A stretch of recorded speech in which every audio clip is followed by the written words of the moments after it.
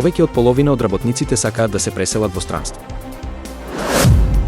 Македонците ќе патуваат во Кина без виза од 30 ноември. Библиотеката Свети Климент Охридски прославува 80 години. Кина повика на смиреност по руското лансирање на ракета.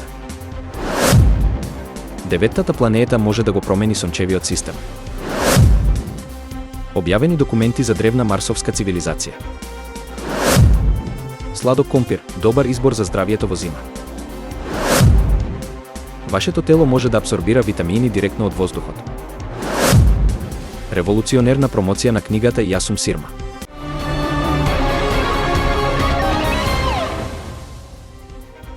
Повеќе од половина од работниците од Македонија и Србија се подготвени да се преселат во странство заради подобри плати и услови за работа, со главен мотив професионален развој. Европските земји остануваат најпопуларни дестинации, но многу работници од регионалните земји размислуваат за работа во соседни држави, како што се Словенија и Хрватска. Испитаниците ја гледаат миграцијата како привремен процес, планирајќи престој од неколку години. Миграцијата надвор од Европа сепак не е многу популарна, а изборот на соседни земји е многу застапен. Од 30 ноември 2024 година, македонските државјани ќе имаат можност да патуваат во Кина без визи. Оваа одлука беше потврдена од страна на кинеската амбасада во Скопје, која го објави договорот со владата на Македонија. Според условите, патувањата без виза ќе важат за туристи кои остануваат во Кина до 15 дена. Ова олеснување на визните барања ќе ја подобри соработката помеѓу двете земји, особено во делот на туризмот, бизнисот и културата. Македонија и Кина се договорија за оваа промена како дел од пошироките дипломатски односи. На 23 ноември, Националната и универзитетска библиотека Свети Климент Охридски во Скопје ќе го одбележи јубилеот 80 години од своето основање.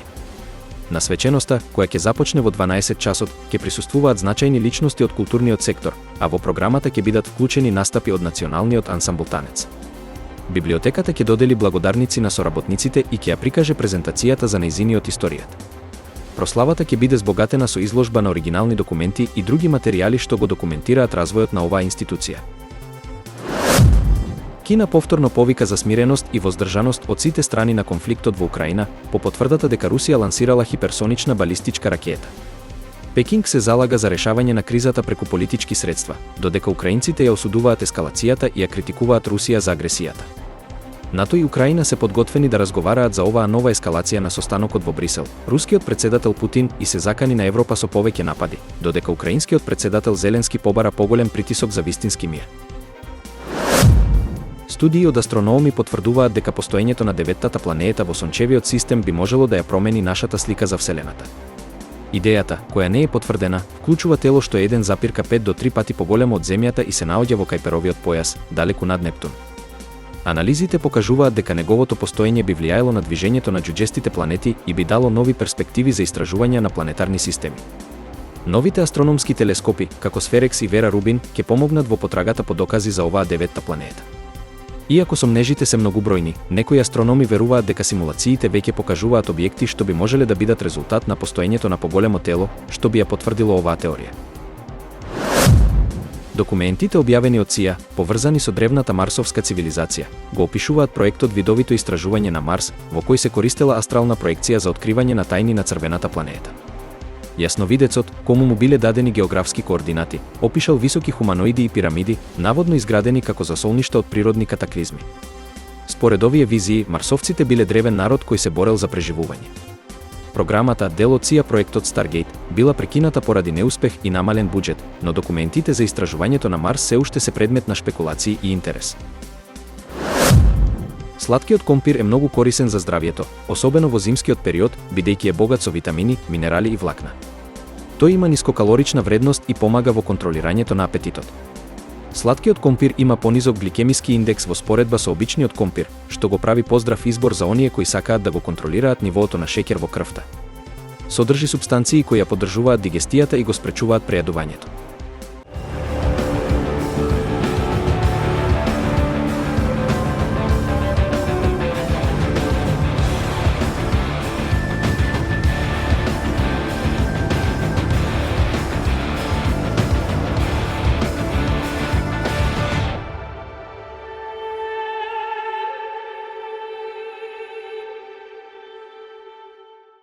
Сигурно ви е познато чувството што го добивате кога вдишувате свеж воздух во природа.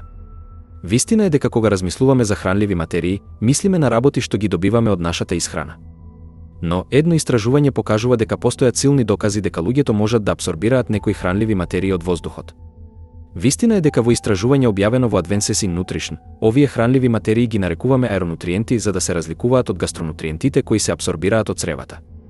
Вистина е дека дишеме околу 9000 литри воздух дневно и 438 милиони литри во текот на животот. За разлика од јадењето, дишењето никогаш не престанува. Нашата изложеност на компонентите на воздухот, дури и во многу мали концентрации, се зголемува со текот на времето.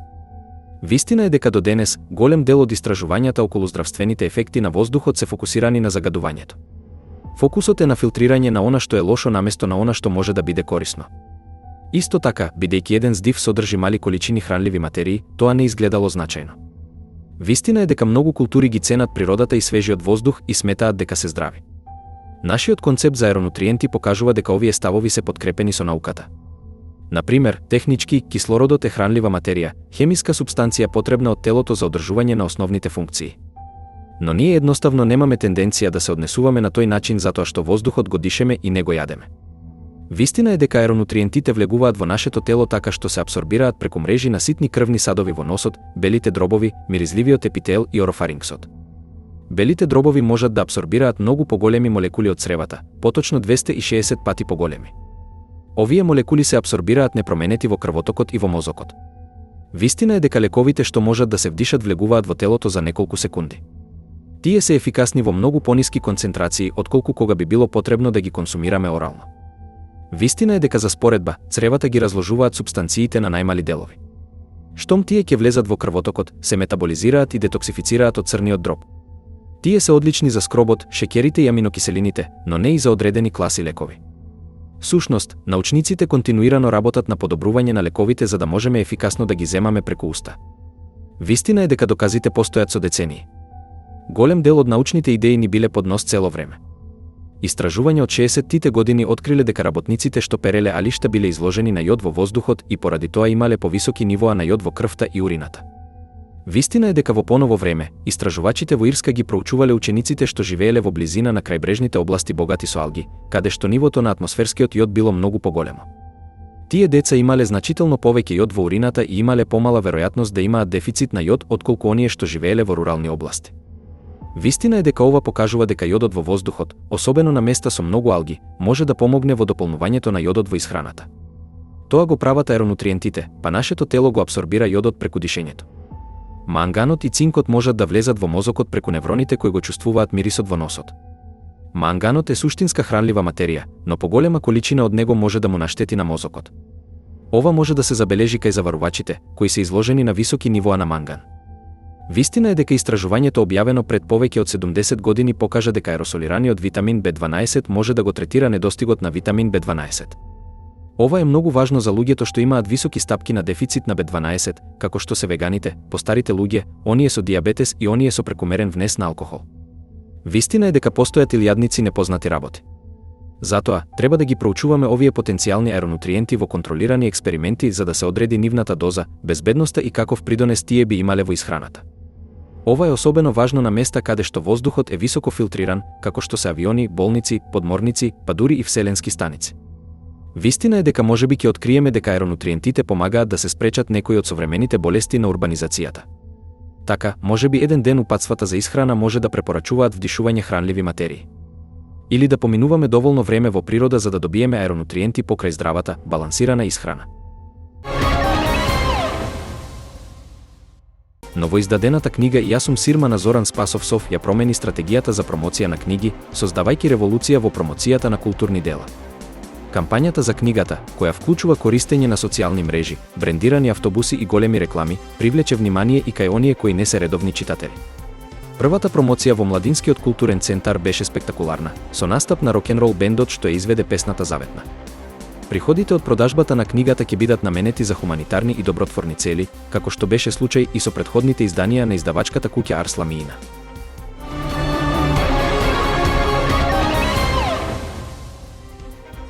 Повеќе од половина од работниците сакаат да се преселат во странство. Македонците ќе патуваат во Кина без виза од 30 ноември. Библиотеката Свети Климент Охридски прославува 80 години. Кина повика на смиреност по руското лансирање на ракета. Деветтата планета може да го промени сончевиот систем. Објавени документи за древна марсовска цивилизација. Сладок компир, добар избор за здравието во зима.